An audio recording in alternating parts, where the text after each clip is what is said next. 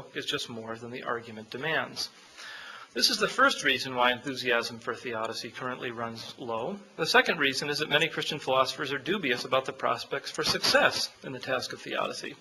After all, it seems that the only morally sufficient reason for allowing an evil to occur is that the evil in question, or some equally worse evil, is necessary for securing some outweighing good. But how could we expect to grasp all of the various goods which an infinite, omniscient, and omnipotent God might hope to produce through his creation? And even when we consider those goods that we're familiar with, how confident can we be that we would likely see the connections between the occurrence of evils and the obtaining of those goods? It doesn't take too much reflection on the answers to these questions to realize that the likelihood of success in theodicy is, if not low, at least not high. It seems to me, however, that the task of theodicy has nonetheless been abandoned too soon. Although time doesn't permit me to dwell on this issue, let me make two brief remarks. First, when a lover permits a beloved to experience suffering, the lover typically seeks both to comfort the beloved and to help her understand why she's suffering. It seems to me that this is no less true in the divine case, and that in fact we have in divine revelation rich reflection on the explanation for at least some evil.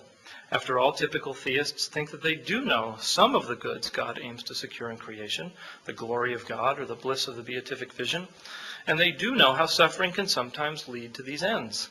In fact, the revealed writings of the major theistic traditions give some quite specific examples which help us in this regard, such as cases in which suffering is permitted to serve the good of delivering just punishment for willful wrongdoing. For Christians, the evil involved in the passion and the crucifixion of Christ are genuine evils which serve greater goods. All of this gives us reason to think that the task of explaining evil is possible, at least in part. Second, even if we agree with the skeptical theist that the evidential argument fails, it might still be useful to the theist to construct explanations for evil, where possible, in an attempt to help the atheist see how it could be the case that evils of the sort we find in the actual world might be necessary for securing outweighing goods. We might see the utility of this course by reconsidering our analogy of the doctor and the dirty needle. Perhaps the patient can help the doctor see the unreasonableness of his belief by pointing out that his judgments about the needle being clean aren't properly founded. But it wouldn't hurt also to hand him a magnifying glass or a microscope. Insofar as we can demonstrate to him the error of his reasoning and of his conclusion, so much the better. Before we actually turn to look at some potential explanations of animal suffering, we need to consider exactly what a successful explanation would look like. If we're aiming to give the atheist something that helps her to see that an apparently gratuitous evil shouldn't be regarded as actually gratuitous, what must we do? The theist might hope perhaps to be able to provide the whole and sober truth about why God permits evil. Alvin Plantinga labels this sort of response a theodicy.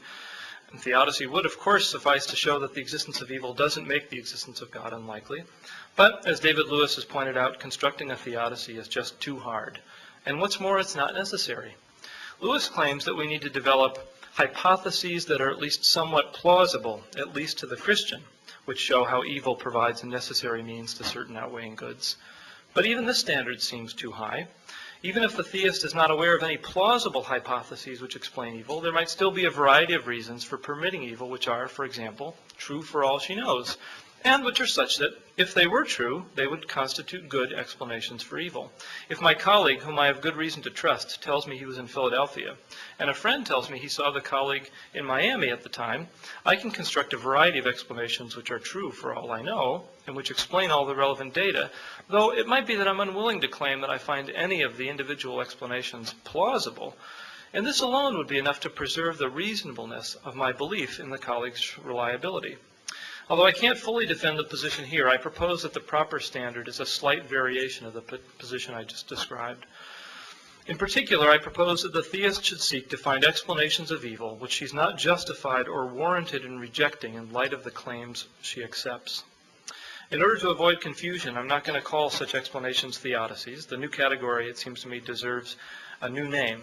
So for the remainder, I'll rely on a phrase that comes from Leibniz. Leibniz likes to call such things such hypotheses causa dei, or I'm going to call them a CD for short.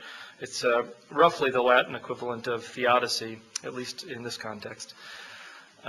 So now we'll move to some explanations. This is section 4. When the theist seeks to explain appearances of evil in the world, we should at least consider the possibility that the appearance of evil is merely apparent. Can we hold such a view when it comes to animal suffering? Many have heard tales of the exploits of those who toiled under the Cartesian legacy, who, believing that animals were mindless automata, dissected, tortured, and abused animals, while writing off their apparent pain-signaling behavior as something on the order of what one witnesses when operating rusty machinery. Can we take such a view seriously? Perhaps not. But like any good philosopher, I hesitate to reject the obviously false without giving it at least one good go. What would a good go look like?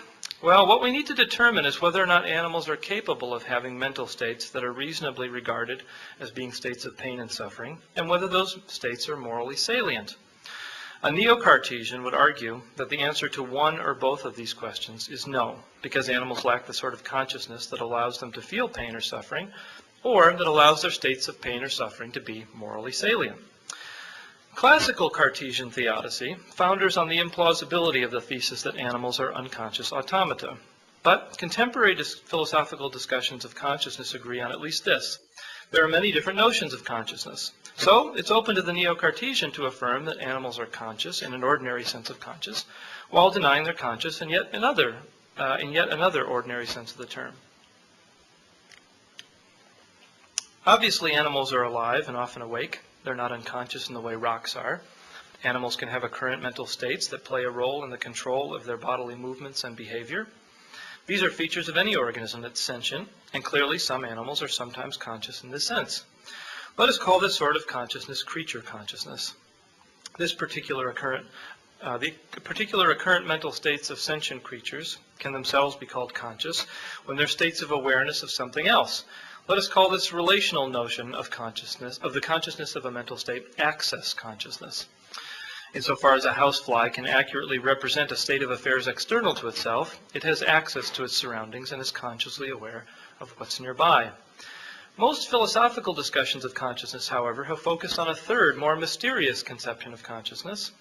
This sort of consciousness involves the peculiarly subjective or phenomenal character of experience, the particular way it's like to have certain sorts of experiences, or the qualitative aspect of sensory awareness.